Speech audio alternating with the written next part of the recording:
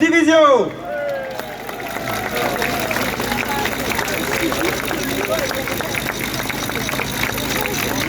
Alors, si j'étais cynique, je vous dirais que j'ai perdu un applaudimètre quand même. Hein? Voilà. Non, je vous le dis, c'est tout, hein? Je vous le dis, c'est tout. Voilà, après, vous en faites ce que vous voulez, mais je note que l'enthousiasme de 2021 est retombé très vite quand même. Bon, il est loin le temps où je vous disais que je connaissais mon prénom et que c'était pas la peine de m'applaudir. Mais bon, c'est pas grave, hein? Non, alors je comprends que vous n'êtes pas comme les députés qui ont applaudi quand même la loi. Il faut mesurer de quoi on parle. On parle d'une loi dont on pense ce qu'on veut et on va en parler. Néanmoins, on a applaudi une loi en considérant donc qu'il y avait une victoire. Mais quelle est cette victoire? De quelle victoire est-ce qu'on parle pour que les députés applaudissent la loi? C'est un mystère quand même. Et ça prouve, ni plus ni moins, un changement de paradigme civilisationnel. On peut être satisfait de la loi, je ne le suis pas. Mais on peut être satisfait, on peut être soulagé par la loi. Mais on applaudit la loi. Donc c'est une victoire. Mais c'est une victoire de qui? Et c'est une victoire de quoi? On voit qu'il y a un moment où les députés ne sont même plus capables de penser. Et je voudrais ici vous dire deux choses. Peggy écrivait que l'espérance commence toujours par un petit pas.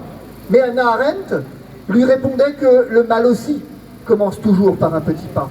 Et le problème, c'est que cette loi, elle est porteuse en elle-même de dérives. C'est-à-dire que ça n'existe pas, une loi sur l'euthanasie qui n'a pas de dérive. Et je vais vous le démontrer. Avant, peut-être, je vais vous dire une chose. D'abord, en France, actuellement, ce qui se passe dans nos hôpitaux, c'est déjà la loi qui est passée, et en tout cas qui est appliquée. Je vous raconte juste ce qui s'est passé cette semaine. Hein. Une dame qui a un cancer du sang, et elle ne veut plus entendre parler de chimiothérapie, elle ne veut plus, ni de greffe, ni de rien, elle veut mourir. Disons plus exactement, elle veut vivre. Vivre jusqu'à la mort.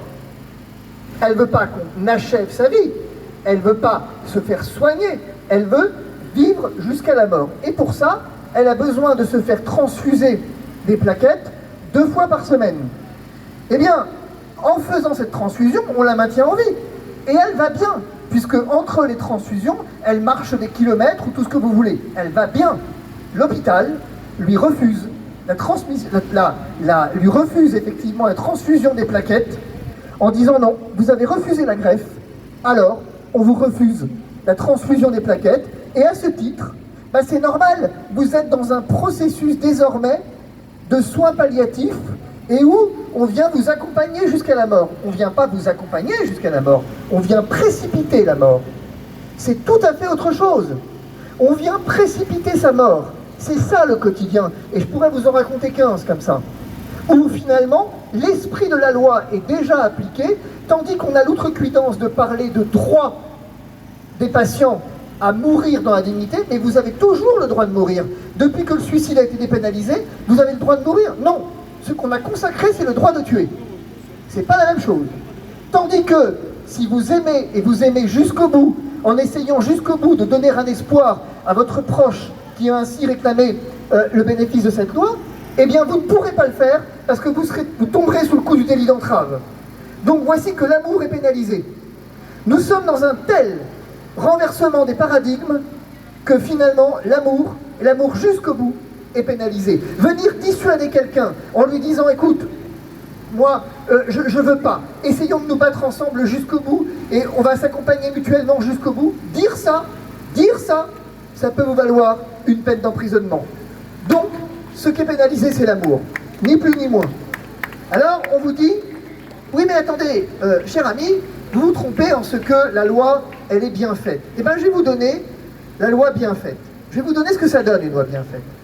En Belgique, depuis sa légalisation en 2002, les euthanasies enregistrées sont passées de 235 en 2003 à près de 3000 en 2022. Le champ d'application s'est élargi aux mineurs depuis l'âge de 12 ans, en gros. L'euthanasie pour souffrance physique, donc psychique, pardon.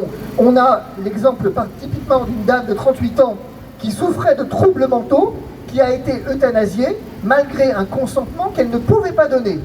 Bon, le Pays-Bas, c'est clair, hein, des patients atteints de la maladie d'Alzheimer ont été déclarés consentants à l'euthanasie.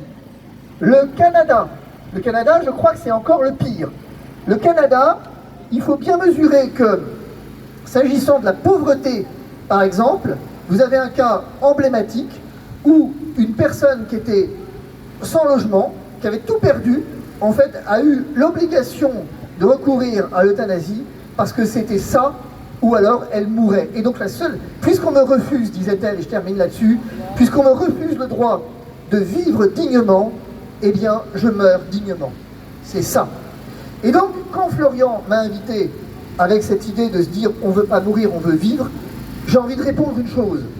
L'objectif le but de la loi, du législateur, c'est pas de faire mourir dans la dignité, c'est de faire vivre dans la dignité. Aujourd'hui, nous avons une indignité de la vie. Il est là le problème. Nous souffrons, nous avons une indignité de la vie. Elle était où, pardonnez-moi, mais elle était où la dignité de la vie quand les soignants ont été suspendus sans salaire? Elle était où la dignité de la vie quand on a empêché des gens et qu'on leur a menti à propos du vaccin? Elle est où la dignité de la vie quand vous avez de plus en plus de monde qui vit sous le seuil de pauvreté? Elle est où la promesse du zéro SDF?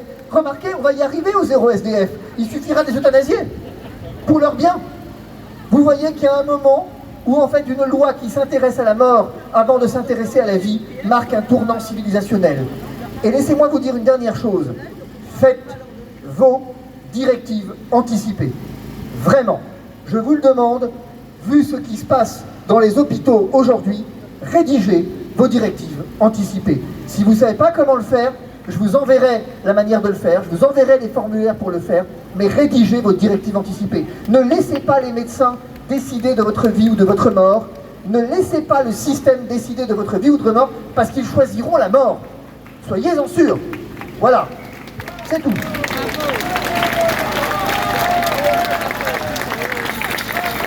Mesdames et messieurs, on peut faire un tonnerre d'applaudissements à Maître Fabrice Division.